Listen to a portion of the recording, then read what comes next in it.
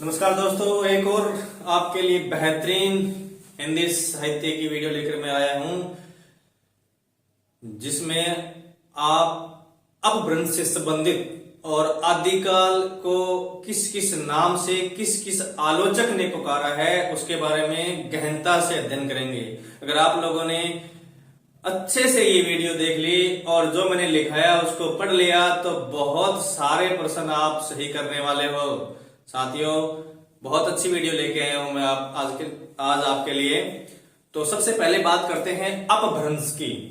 ठीक है, जैसे रामचंद्र शुक्ल ने कहा था कि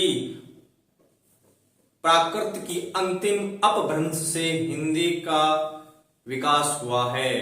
ठीक है, परंतु अपभ्रंश को और किसने क्या कहा है? रामचंद्र शुक्ल ने क्या कहा है? चंद्रधर शर्मा गुलेरी ने क्या कहा है? ठीक है, तो बात करते हैं सबसे पहले चंद्रधर शर्मा गुलेरी। ठीक है, 1921 ईस्वी में उन्होंने एक शीर्षक निकाला था काशी नागरिक प्रचारणी पत्रिका में, पुरानी हिंदी नाम से। ठीक है, उसमें उन्होंने कहा है अपभ्रंश को पुरानी हिंदी। ठीक है, चलो लिखते हैं।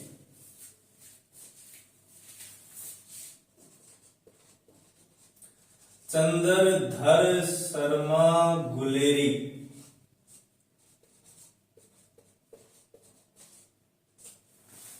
इनको कहते हैं इतिहास दिवाकर। क्या नाम है इनका? इतिहास दिवाकर।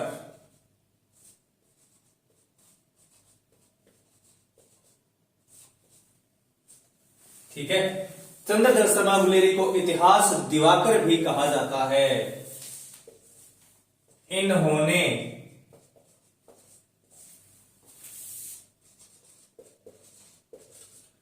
काशी नागरिक प्रचारिणी पत्रिका में 1921 को पुरानी हिंदी शीर्षक नाम से एक लेख माला निकाली थी।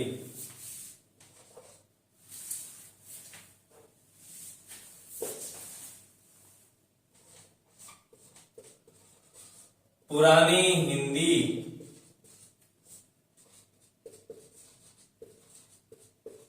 लेखमाला।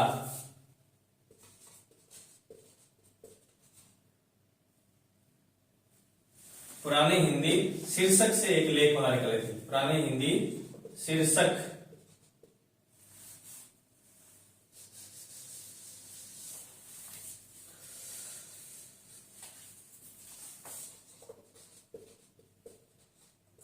से एक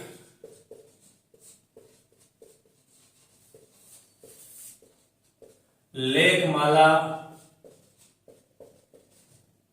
निकाली थी, जिसमें सबसे पहले सर्वप्रथम उत्तर अपभ्रंश को इन्होंने पुरानी हिंदी कहा है। निकाली थी जिसमें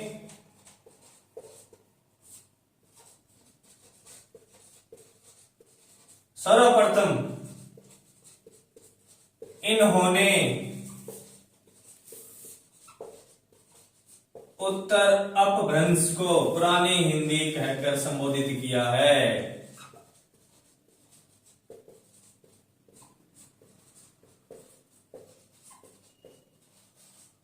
पुरानी हिंदी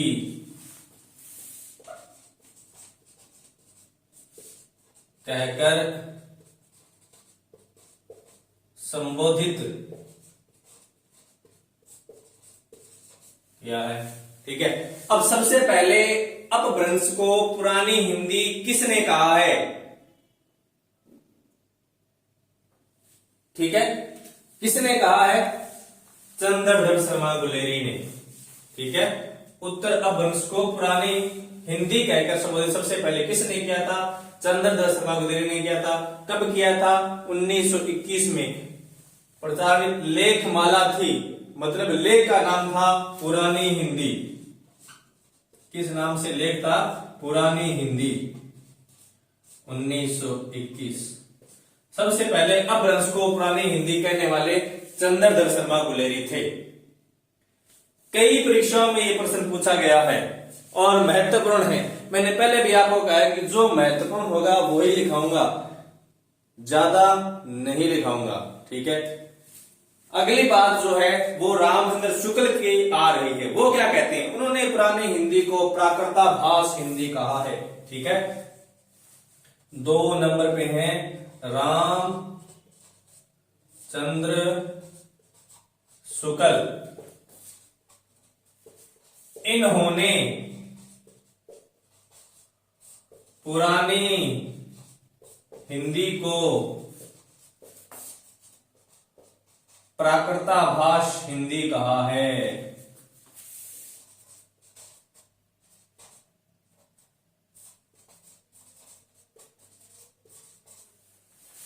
ठीक है, रामचंद्र शुक्ल ने पुरानी हिंदी को प्राकृताभास हिंदी कहा है। यह प्रश्न भी आ चुका है साथियों। ठीक है, यानी चंद्रधर शर्मा गुर्जर ने उत्तर अपभ्रंश को पुरानी हिंदी कहा। ठीक है, परंतु रामचंद्र शुक्ल ने उसी पुरानी हिंदी को क्या कहा, प्राकृताभास हिंदी कहा है। स्क्रीनशॉट ले लीजिए, फिर आगे चलते हैं। आगे और विचारक आपके सामने आएंगे। हजारी प्रसाद द्विवेदी ने क्या कहा है, रामविलास शर्मा ने क्या कहा है, उनके बारे में चर्चा करते हैं।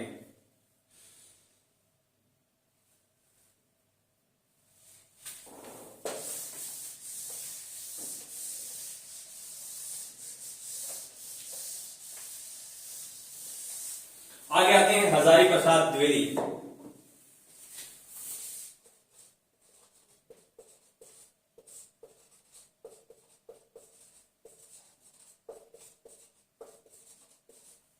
ये क्या कहते हैं, ये कहते हैं कि हिंदी और अपभ्रंश दोनों ही अलग अलग भाषाएं हैं, इनको एक साथ तो रख ही नहीं सकते।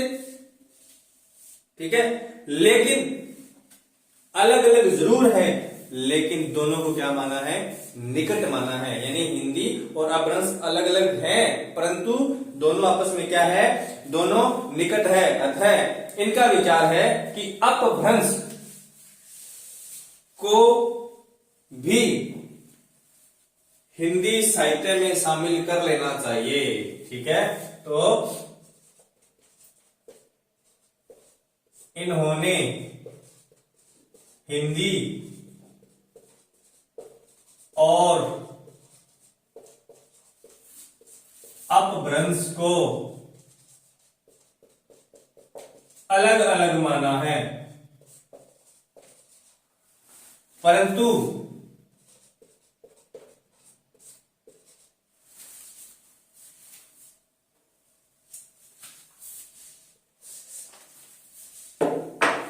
लेकिन दोनों को निकट माना है। लेकिन दोनों को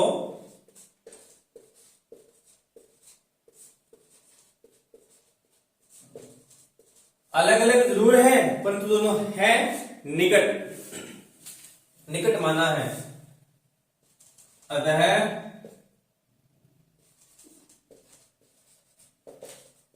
अपभ्रंश को हिंदी साहित्य में शामिल कर लेना चाहिए। हिंदी साहित्य में शामिल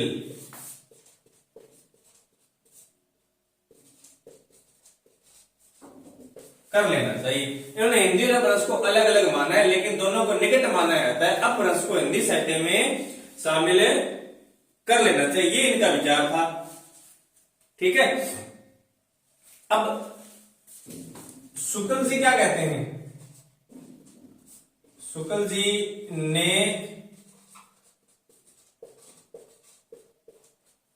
आदिकाल को अनिर्दिष्ट प्रवृत्ति का काल माना है। क्या माना है, अनिर्दिष्ट लोक प्रवृत्ति का काल,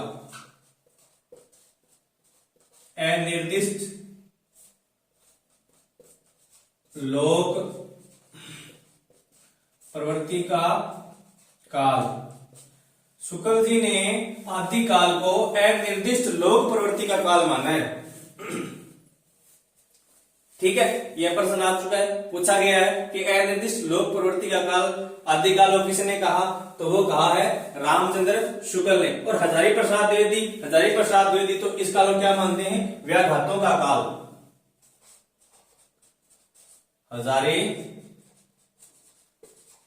प्रसाद द्विवेदी इसे क्या मानते हैं, व्याघातों का काल।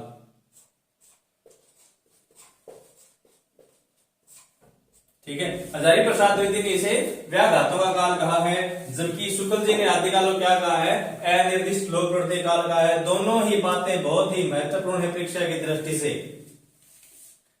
ठीक है, मैंने आपको पहले भी कहा था कि जितना मैं करवा रहा हूं उतना अगर आप करते हो तो आपको ना तो हजारी प्रसाद पढ़ना पड़ेगा, ना बच्चन सिंह पढ़ना पड़ेगा, ना रामचंद्र शुक्ल पढ़ना पड़ेगा। पूरा का पूरा मैं यहां प्रिंट कर दूंगा। बस आप में हिम्मत होनी चाहिए उसको पढ़ने की, लिखने की, याद करने की। याद करना बहुत आसान है। ठीक है, आगे चलते हैं। अब बात करेंगे रामविलास शर्मा। थोड़ा बड़ा है, मिटा देता हूं इसको मैं।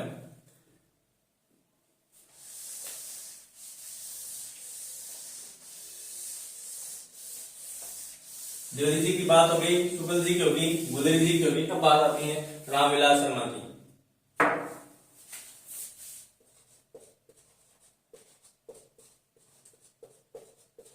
ये भी बहुत अच्छे, बहुत बड़े आलोचक थे,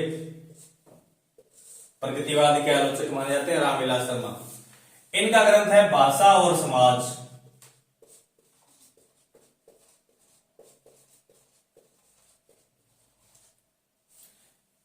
भाषा और, एक और लिख लो, राम स्वरूप चतुर्वेदी का है भाषा और संवेदना, इनका है भाषा और समाज। ठीक है, तो राम स्वरूप चतुर्वेदी क्या है, भाषा और संवेदना। लिख लो ताकि साथ में जोड़ के रखोगे तो याद आ जाएगा। राम स्वरूप चतुर्वेदी,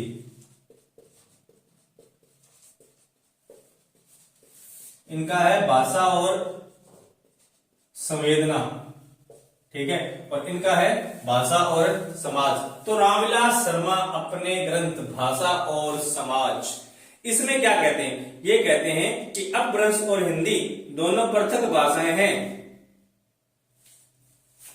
क्या कहते हैं ये, इस ग्रंथ में कहते हैं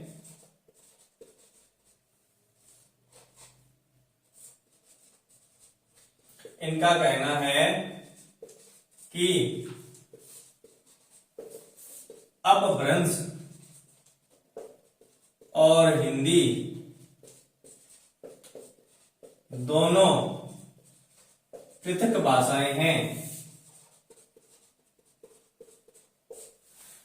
दोनों पृथक भाषाएं हैं, इसलिए अपभ्रंश का हिंदी से कोई संबंध नहीं है, भाषाएं हैं। अतः अपभ्रंश का हिंदी से कोई संबंध नहीं है। ठीक है, अब देखिए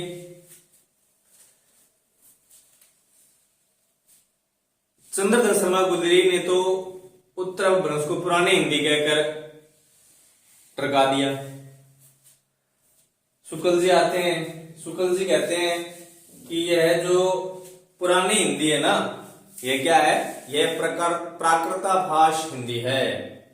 ठीक है, हजारी प्रसाद द्विवेदी आते हैं, कहते हैं कि हिंदी और अपभ्रंश है वो दोनों ही अलग अलग भाषा है, परंतु इनमें कुछ निकटता है, इसलिए हिंदी साहित्य में अपभ्रंश को शामिल कर लो, ये हजारी प्रसाद द्विवेदी कहते हैं। उसके बाद आते हैं रामविलास शर्मा, इन्होंने तो जड़ ही काट दी। इन्होंने कहा कि नहीं, हिंदी और अपभ्रंश दोनों अलग अलग भाषाएं हैं, इसलिए इनको अलग अलग ही रखना चाहिए। ठीक है, इनका आपस में कोई संबंध नहीं है। ये बात कहां गई, ये बात इन्होंने अपने ग्रंथ भाषा और समाज में गई। ठीक है, ये बात भी याद रखना, भाषा और संवेदना ग्रंथ किसका है, राम स्वरूप चतुर्वेदी का है। रामविलास शर्मा यहीं तक नहीं रुके, आगे और भी कहते हैं। क्या कहा इन्होंने? इन्होंने कहा कि जो जिसकी आप बात कर रहे हो ना कि हिंदी जो है वो संस्कृत से उत्पन्न हुई है, बिल्कुल गलत। वो कहते हैं कि संस्कृत से हिंदी भाषा की विकास परंपरा को इन्होंने क्या माना? सुगम नसेनी। ठीक है, क्या कहते हैं ये कि संस्कृत से हिंदी की विकास परंपरा को रामविलास शर्मा ने सुगम नसेनी कहकर अस्वीकार कर दिया। ठीक है, उन्होंने कहा कि नहीं, संस्कृत से हिंदी का विकास नहीं होगा। अगर होगा, अगर आप कहते हो हुआ है कठिनाई से, तो कहां? ये तो सुगम नसेनी है। नसेनी, नसेनी का मतलब अपने बागड़ी में कहते हैं निसरनी। क्या कहते हैं? निसरनी। निसरनी यानी कि सीढ़ी। ठीक है, क्या है ये? सीढ़ी। सीढ़ी कह दो या निसरनी कह दो। ठीक है, तो सुगम नसेनी कहकर इन्होंने हिंदी की जो विकास परंपरा है उसको क्या कर दिया? अस्वीकार कर दिया। अगर ये प्रश्न आ जाए कि हिंदी की विकास परंपरा को अस्वीकार करने वाले आलोचक कौन है, तो वो है रामविलास शर्मा। इन्होंने क्या कहा? इन्होंने कहा कि यह जो आप परंपरा बता रहे हो यह सुगम नसेनी है, इसलिए मैं इस बात को बिल्कुल भी स्वीकार नहीं करता। आप इसका स्क्रीनशॉट लीजिए, फिर और चलते हैं। अभी रामविलास शर्मा खत्म नहीं हुए, आगे और बोलेंगे ये।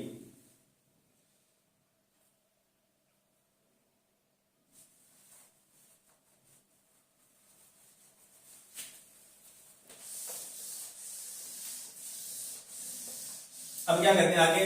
आगे कहते हैं कि अपभ्रंश का जो व्याकरण है वो हिंदी के व्याकरण से पूर्णतः भिन्न है, इसलिए अपभ्रंश को हिंदी साहित्य में, इतिहास में शामिल नहीं करना चाहिए। क्या कहते हैं ये कि अपभ्रंश का व्याकरण हिंदी के व्याकरण से भिन्न है। अपभ्रंश का व्याकरण हिंदी के व्याकरण से भिन्न है, अतः इसे हिंदी साहित्य में सम्मिलित नहीं करना चाहिए। लो, इन्होंने भी कह दिया, हटाओगे अपभ्रंश को हिंदी से अलग हटा दो, यह अलग है। ठीक है, जबकि रामचंद्र शुक्ल भी पक्ष में थे, अपभ्रंश को हिंदी मान रहे थे, चंद्रशेखर शर्मा गुलेरी मान रहे थे। ठीक है, हजारी प्रसाद द्विवेदी मान रहे थे, परंतु रामविलास शर्मा जो कि प्रगतिवादी आलोचक है, उन्होंने मार्क्सवादी आलोचक स्पष्ट कह दिया कि हिंदी का व्याकरण और अपभ्रंश का व्याकरण अलग है, इसलिए हिंदी को अपभ्रंश से आप अलग ही रखो तो ठीक रहेगा। ठीक है, हिंदी साहित्य में इसको शामिल नहीं करना चाहिए। और ये बात कही किसमें? इसी ग्रंथ में। ये जो भाषा और समाज है, इसी ग्रंथ में ये सब बातें इनके द्वारा जो कही गई है, लिखी गई है, वो मिलती है। ठीक है, बहुत ही महत्वपूर्ण बात है।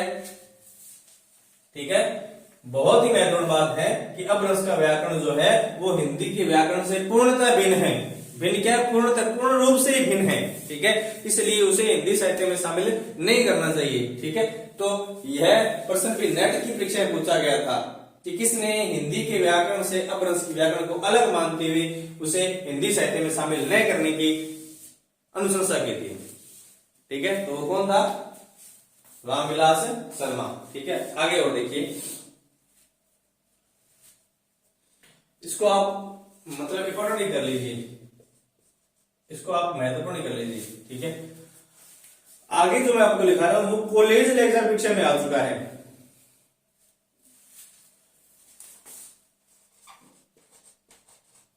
अपभ्रंश के कवियों को अपभ्रंश के कवियों को विस्मरण करना हमारे लिए हानि की वस्तु है। अपभ्रंश के कवियों को विस्मरण करना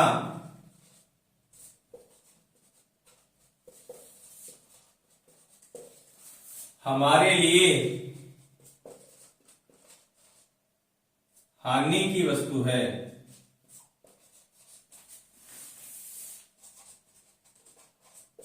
अपभ्रंश के कवियों को विस्मरण करना हमारे लिए हानि की वस्तु है। यह कवि हिंदी काव्य धारा के प्रथम दृष्टा हैं। कौन से? अपभ्रंश की।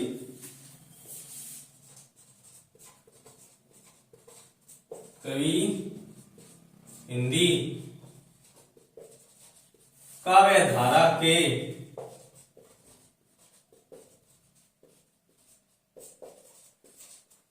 ये कवि हिंदी काव्य धारा के प्रथम दृष्टा है। यह बात किसने कही? कॉलेज लेक्चरर में यह प्रश्न आ चुका है। अपभ्रंश के कवियों को विस्मरण करना हमारे लिए हानि की वस्तु है। यह कवि हिंदी काव्य धारा के प्रथम श्रेष्ठा है। यह बात किसने कही? यह कही है राहुल सांकृत्यायन ने। किसने कही है? राहुल सांकृत्यायन। राहुल सांकृत्यायन ने यह बात कही थी कि अपभ्रंश के कवियों का विस्मरण करना हमारे लिए हानि की वस्तु है। यह कवि हिंदी काव्य धारा के प्रथम श्रेष्ठा है। देखिए कितनी महत्वपूर्ण बातें आपको मैं बता रहा हूं, फिर भी आप लोग मेरी इस वीडियो को ना तो सब्सक्राइब कर रहे हैं, ना शेयर कर रहे हैं। देख लेते हैं, थोड़ा लिख लेते हैं, ठीक है, चलता है। ऐसे कब तक चलता रहेगा भाइयों?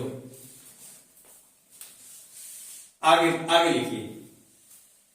मत करो, आप मेरे चैनल को सब्सक्राइब मत करो, आप मत शेयर करो, कोई दिक्कत नहीं, मैं तो वैसे ही पढ़ाऊंगा, ठीक है। जिसको पढ़ना है आओ, और गारंटी के साथ कहता हूं, अगर आपने मेरी पूरी क्लास लगाई है पीछे से तो आपको बहुत कुछ समझ में आ गया होगा। आप हिंदी के अब विद्वान बनने जा रहे हो, ठीक है। आप आगे जाके पढ़ाओगे हिंदी, आप हिंदी के अंदर घुसते जा रहे हो, हिंदी आपके अंदर समा रही है, ठीक है। जिस प्रकार से आप चीजें कर रहे हो, आगे चलते हैं। अब बात करेंगे आदिकल का नामकरण की, ठीक है। मिटा देता हूं।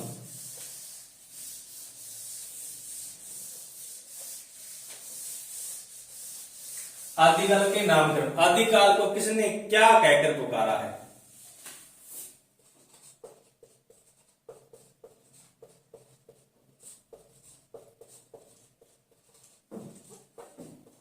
सेकंड ग्रेड और फर्स्ट ग्रेड में बहुत बार प्रश्न आते हैं इससे कि आदिकाल इसने क्या कहा, महावीर प्रसाद द्विवेदी ने क्या कहा, ठीक है, विश्वनाथ ने क्या कहा, रामचंद्र शुक्ल ने क्या कहा, हजारी प्रसाद द्विवेदी ने क्या कहा, ठीक है। सबसे पहले बात करेंगे गृहसेन की। शुरू में ले जाते हैं, पहले गृहसेन आते हैं। गृहसेन ने आदिकाल को कहा है चारण काल। आदिकाल को चारण काल किसने कहा? गृहसेन ने कहा है। अब बात करें मिश्र बंधु की।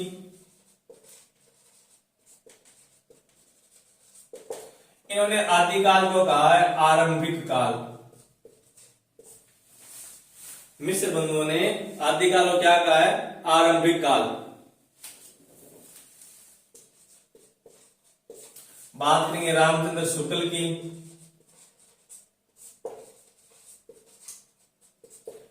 इन्होंने कहा है वीर गाथा काल। इन्होंने क्या कहा है? इन्होंने आदिकाल को वीर गाथा काल कहा है। बात करेंगे विश्वनाथ प्रसाद सिंह की। विश्वनाथ प्रसाद सिंह है, इन्होंने कहा है वीर काल। वी से वीर, ठीक है। विश्वनाथ प्रसाद सिंह ने क्या कहा है? वीर काल। रामचंद्र शुक्ल ने क्या कहा है? वीर गाथा काल। महावीर प्रसाद द्विवेदी ने क्या कहा है? बीज रोपण काल। महावीर प्रसाद द्विवेदी इन्होंने क्या कहा है? इन्होंने कहा है बीज रोपण काल। महावीर प्रसाद द्विवेदी ने क्या कहा है? बीज वपन काल। ठीक है। डॉक्टर बच्चन सिंह, बहुत ही महत्वपूर्ण है बच्चन सिंह, तो बच्चन सिंह, गुलेरी जी, इन दोनों ने, इनके साथ एक और थे धीरेन्द्र वर्मा, गुलेरी जी और धीरेन्द्र वर्मा, इन तीनों ही बंदों ने इसे क्या कहा है? अपभ्रंश काल। ठीक है। तो आदिकाल को अपभ्रंश काल किसने कहा है? बच्चन सिंह ने कहा है, गुलेरी जी ने कहा है और धीरेन्द्र वर्मा ने कहा है। महावीर प्रसाद द्विवेदी ने क्या कहा है? बीज वपन काल कहा है। राहुल सांकरते ने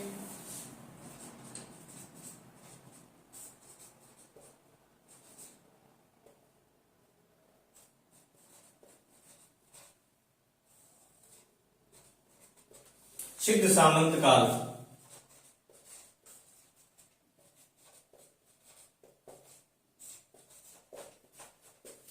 राहुल सांकरते ने क्या कहा है? सिद्ध सामंत काल। इसको स्क्रीनशॉट लीजिए, फिर आगे चलते हैं।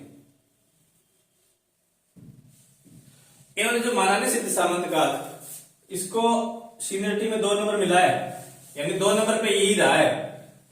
2 नंबर पे मतलब बहुत सारे आलोचकों ने बाद में इसको स्वीकार किया, परंतु ये 2 नंबर पे रहा। 1 नंबर पे जो है वो बता दूंगा, अभी आगे चलेंगे। सिद्ध सामंत काल 2 नंबर पे इसी को माना था।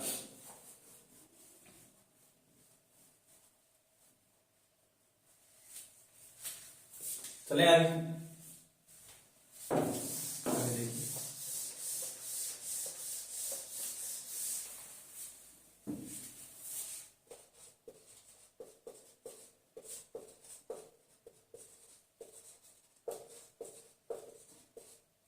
हजारी प्रसाद द्विवेदी ने आदिकाल, सर्वमान्य मत ये है।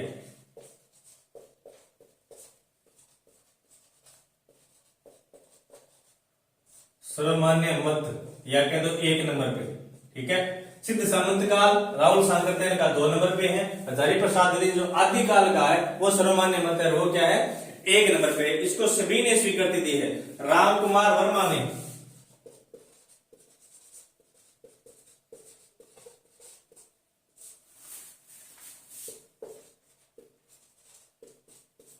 संधिकाल, चारण काल। राम वर्मा कहते हैं कि ये संधि काल और चारण काल है। ठीक है। दोनों नाम दिए हैं। गणपति चंद्रगुप्त ने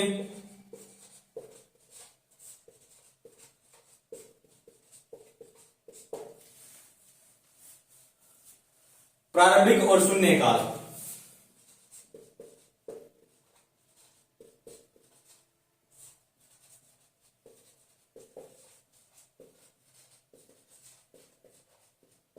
प्रारंभिक और शून्य काल किसने कहा है? प्रारंभिक और शून्य काल गणपति चंद्र गुप्त ने कहा है। ठीक है।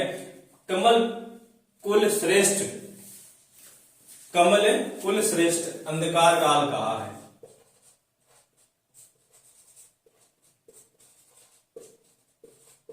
इन्होंने क्या कहा है? इन्होंने कहा है अंधकार काल। कमल कुल श्रेष्ठ ने अंधकार काल कहा है। सुमन राजे आधार काल,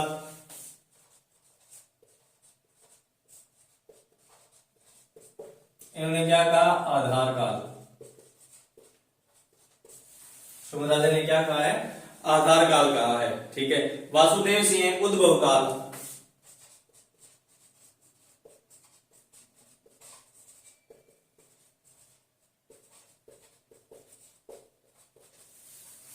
वासुदेव सिंह इन्होंने क्या कहा है? उद्भव काल। और राम खिलावन पांडे ने संक्रमण काल।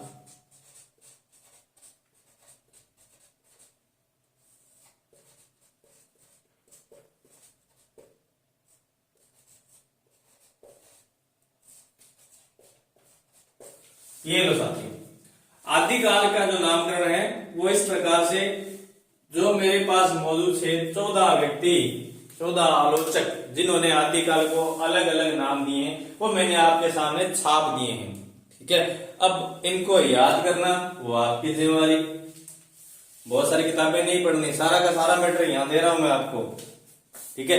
इसलिए साथियों, मेरी इस वीडियो को अगर आपको अच्छी लगी हो तो सब्सक्राइब जरूर करें, शेयर जरूर करें, अपने साथियों तक पहुंचाएं, जिससे ज्यादा से ज्यादा विद्यार्थियों को फायदा हो। धन्यवाद। जय भारत, जय हिंद। कल फिर मिलेंगे।